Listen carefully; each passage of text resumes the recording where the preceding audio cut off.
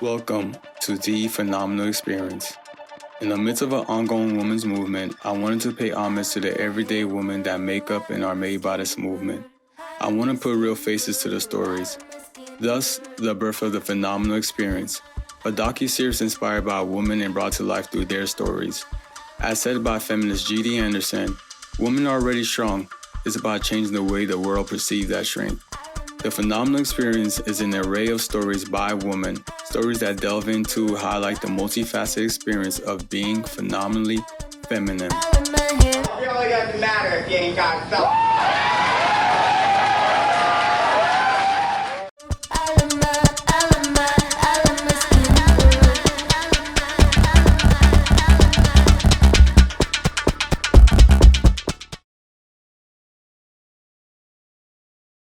Skoolin Life is aimed at scrutinizing the complex and sometimes dangerous relationship between the pursuit of education for women and the latent misogyny that exists in academic spaces. With each question, this section hopes to shed a light on the conspicuous and covert ways in which academia continuously upholds and even encourages harm towards women while simultaneously protecting predators for the sake of reputation and prestige. Through this lens, this section hopes to define what safety in education means and looks to women as told by women.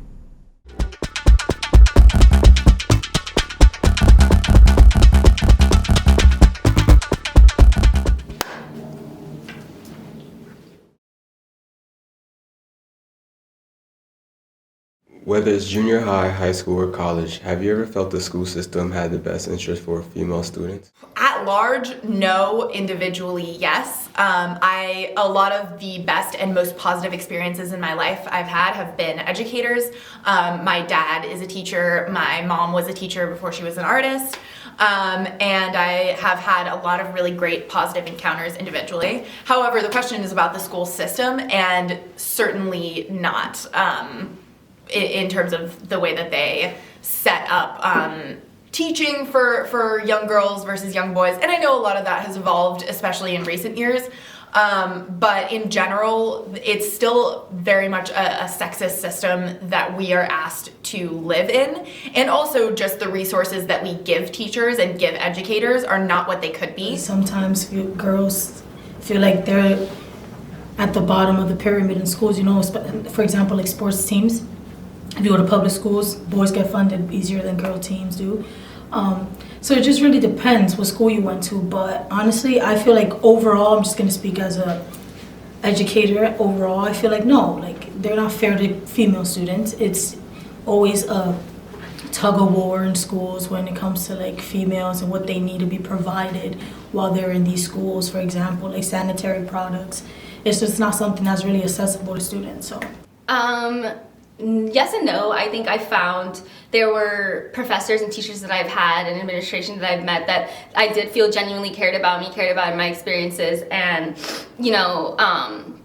contributed to my success in school. And then, but at the same time, like school is just a microcosm of society. So it's just all of the woes of society just kind of become exacerbated in a smaller space, and with people who are who are learning and growing and coming into themselves. So I think a lot of the times, a lot of the misogyny or sexism that happens in the outside world just becomes, repeated and exacerbated within the school environment.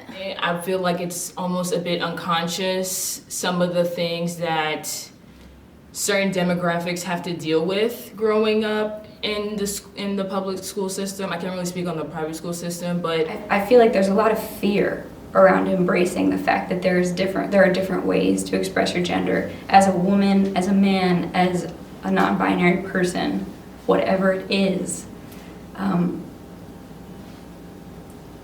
I think schools need to get their pedagogy up to date. There's going to have to be a whole lot of structural change that happens before the school system is beneficial, really for every student, but especially for women. However, I do believe that there's certain teachers that do want to help. Like, they see what's going on and they do want to help. I've definitely had teachers that, always pushed me to kind of just go for what I wanted to regardless of the dominant. Most teachers that I've had were females, and I think a lot of people would agree. I think that a woman in the classroom really sets the tone for someone's education, and it shouldn't be like that. Yeah, to be honest, I feel like the school, if anything, pays more attention to the girls in the education system than the men. Even to where representation, I feel like majority of my teachers growing up were women, so yeah. Like, thankfully I started being surrounded by teachers and mentors that, you know, look like me, that come from the same backgrounds as me, and having them kind of guide me through important decisions like college and like what I want to study and what I want to do for myself. And thankfully, like, I was able to see that, just because now I understand when people always say, like, you want to have a mentor, you know, you always want to have someone, you know, a little bit older than you that's been through what you've been through, and that's like kind of made it outside of the tunnel to help you out. Because if I didn't have people like that, I don't think I would have been as prepared for life as I was. Female teachers that I've had that like are identified as women, etc. And they, when I've had one-on-ones with them, they are like, you know, that the school system that you're growing up in and like the society that awaits you after school, you know, it's not exactly set up for you to succeed as much as like your male counterparts. Or for example, just because I'm coming from the perspective as a Black woman, you know that society is not set up for a Black woman to succeed as much as your white male counterparts. It's like subconscious, like we know it's there, but we don't exactly know how to pinpoint it. So I would say like, no, because if it was yes, then these conversations would not be happening. Do you feel schools often excuse predatory behaviors? Yeah, I learned about predatory behavior in school. Like, from my experience, I've seen a bunch of my guy friends like say wild shit to girls, and even like go up to them and like, yo, like grab their boob real quick and like walk out, like, or do something like that and think that it's okay, and like they'll laugh about it, where and then like them like, yo, what the hell? And she could reach out to somebody like, oh, like a dean, and say, you know, like this kid so-and-so just did this to me, like, you know, and they'll probably bring him in, ask him why he did that, and like not to do that again because he can get kicked out or something like that, and like it'll just be like brushed off in that sense. Firsthand, in college, I went to one of my, I don't want to call her like an advisor, but she was just somebody I looked up to. She was a dean, and I told her about a problem I was having with a very prominent figure in our community. He was a Black man on campus, and she said, why are you going to him with all these problems? Like, no, you need to check yourself. I said, wait, listen, lady, listen. Did I say I did anything? Like, I can only control my controllables, and you're gonna like just say that he is not a problem, he did nothing wrong. We can't keep pacifying stuff like that. No, you need to take accountability for your actions, because I take accountability for mine. For example, my junior high, where like students were outed, and this included like women if they were thought to be part of the LGBTQ community. I had friends that were outed. I had friends that were assaulted, and all of these things, and the way that it was handled was so egregious that some of them really, I don't know if they evolved past that, but it was very traumatizing as an experience. It definitely catered to more men, and like, for instance, like slut shaming and stuff that would have never happened to a freaking guy, but for a woman it was kind of, you know, it wasn't Like that movie Easy A. Exactly. That was a good movie.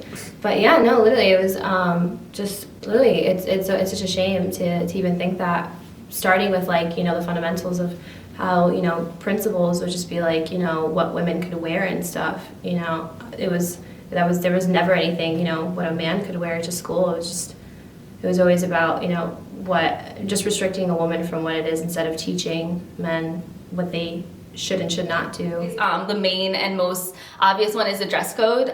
We police the way girls present themselves in every single way, and that has a twofold message. That one tells girls that, you know, they need to hide and cover themselves in certain ways, or else, you know, they're gonna elicit some kind of response from outside forces. And then we also that's also telling boys that you have access to someone's body, or you have access to someone's space, even if they don't want you to have it, and there's something inherently uncontrollable about that, and that's not necessarily true. I like dress code, and I'm not a skinny woman, I'm not petite, I'm thick, and those petite girls used to like get away with wearing certain things that should have been out of dress code, as opposed to me, because I'm more voluptuous, it was more sexualized, and that was tough growing up. I felt like I was open to things at a young age that I wish I could have stayed innocent from. There's far more policing on women and their bodies and their actions than on their male counterparts. So, for example, you could be pulled out of a class because your attire, for example, will be considered revealing, when it could just be that you just have a more developed body. And so those are like experiences I had personally. But even further, when you have any interactions, some of the first questions you get is just like, you know, like, are you being emotional and whatnot? And now you're going to be taxed on that. So depending on, like, from the moment something happens and then on, and you're meeting with the board and whoever it is in power, they're already trying to deduce you and trying to reduce your experience. And if you choose to pursue college, you'll carry what you learned in middle school and high school on into college. And the college that I went to, there was like a lot of scandals, especially involving women, and it's just a lot of unfortunate scandals. So, yeah.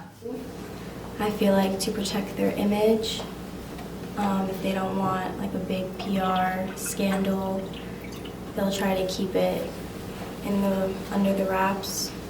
Even with like young boys, like even when I was harassed when I was younger and boys would like touch my butt or touch my chest, I couldn't really say anything because a lot of teachers and principals, they love to say boys will be boys. So growing up, I kind of had that mindset like this is how men are and this is how men are going to be for the rest of my life. And I feel like schools, they don't really stop that action from happening. I feel like schools don't put boys into their place and let them know like, oh, don't touch girls. And so, yeah.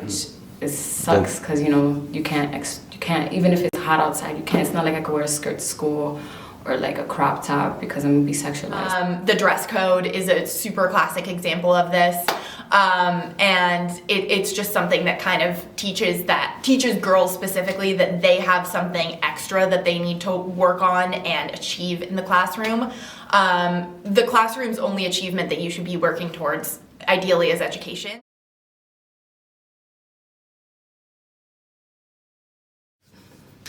In your opinion, what can school provide or do to create a safer environment for all students? I think it starts with like sexual health education, and also just like health education in general. It's about the way we talk about these topics. It's the way that, you know, sex education and consent and things like that have become such a taboo topic because we associate it. We just associate it with like.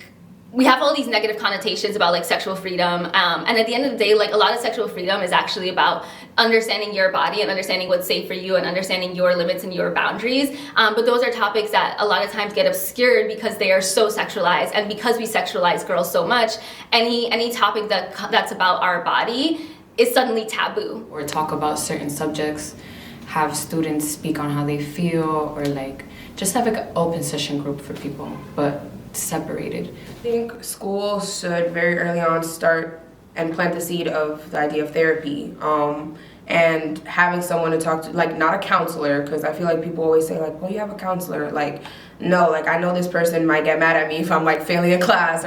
Students need more resources that are actually accessible to them, you know.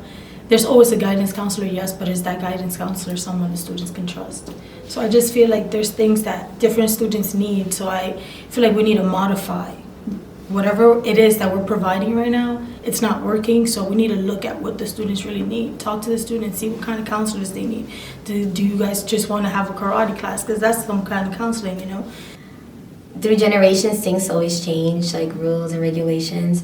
And like for this generation, it's like, how about they like host an assembly and be like, okay, so like, what do you guys think is fair and not fair, and kind of see like, all right, like the students want to wear this because this is trending now, this is where they feel good at, and how they can like approve it in a way that's make it appropriate and make it a win-win for both. Being that if we're in school, we're still growing and learning about ourselves and each other. So I think seminars to talk about those things would definitely help. If students are coming to them about a certain concern or issue or problem that they're going through, they should listen to them, take it seriously, and figure out a way to resolve it. Like having teachers that can connect to their students and making them feel comfortable, that'll be a number one. If a girl student or a guy, whoever it is, reaches out and say, hey, like so and so has like touched me this way, or like has said this to me, you know, I would handle that more seriously. Listen to what every student's got to say, because teachers don't do that often. And as a teacher, well, before I became a teacher, my answer would have been different. I would have said maybe provide resources like therapy or I don't know, reflective spaces, restorative justice, something like that.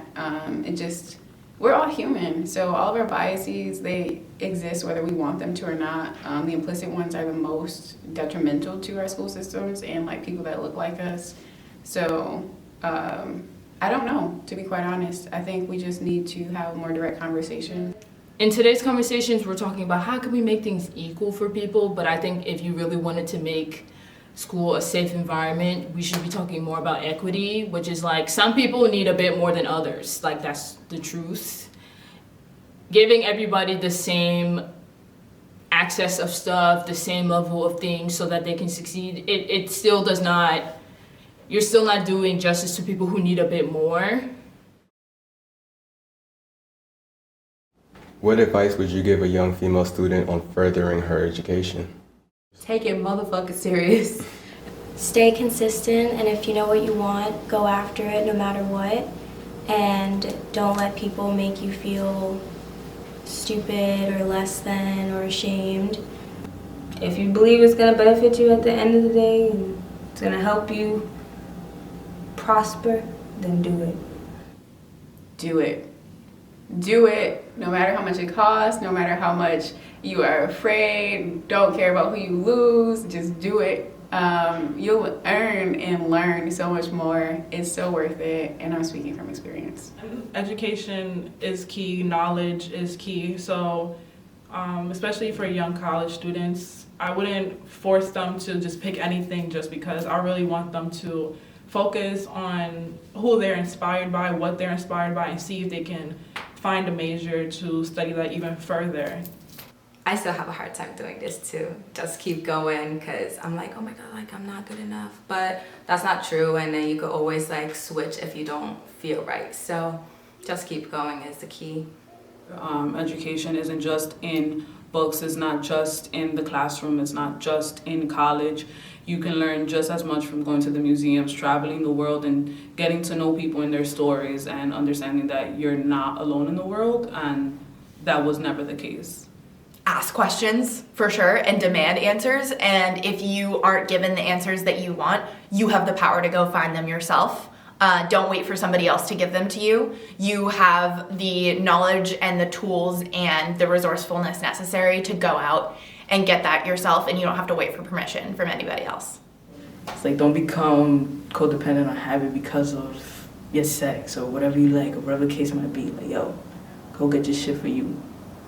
So like just normalizing the idea that like there's gonna be times where the world or your body or your mind is gonna make you take a break and just kind of, you know, maybe do a little bit less than what you're doing before, but it's okay. It's totally okay. If there is any doubt in your head to continue growing, just put that to the side and just focus on you and be the best woman that it is that you can become, because at the end of the day it'll all pay off. If you stay and keep your head in the game, no matter how many times you fail, you'll get to where you want to be. It's not always about going home with that degree or that diploma. Sometimes you can go home with just knowing that you're pursuing your dreams and it's taking you somewhere that you really want to go. And it doesn't need to involve an education, because you can educate yourself in different ways. Pursue what you want for yourself. You're gonna have a lot of people in your ear telling you, no, don't pursue your education, or no, if you're gonna pursue your education, you should pursue it in this manner. It is your life. We only get one life. If you wanna pursue higher education, do it for yourself, not because somebody is telling you that you are not worthy unless you pursue higher education, because I know that's a big thing. As a Black woman, we need to achieve better, because they're always looking at us to not achieve better. So it's like, oh, mediocre. No, we always have to be better, because you have other people ahead of you who are kind of better, but no, we need to be better. Set the tone. So at the end of the day, and your education always makes a person respect you. When you come in a room and they see your resume, or they see the education came from, and even if you don't have an education, you didn't get a diploma, educate yourself in something. You're never too old. As if anyone has the right to decide what a woman can or cannot do with her own mind and body. There is nothing more beautiful, more challenging, and perhaps unsettling than the free mind of a thinking woman.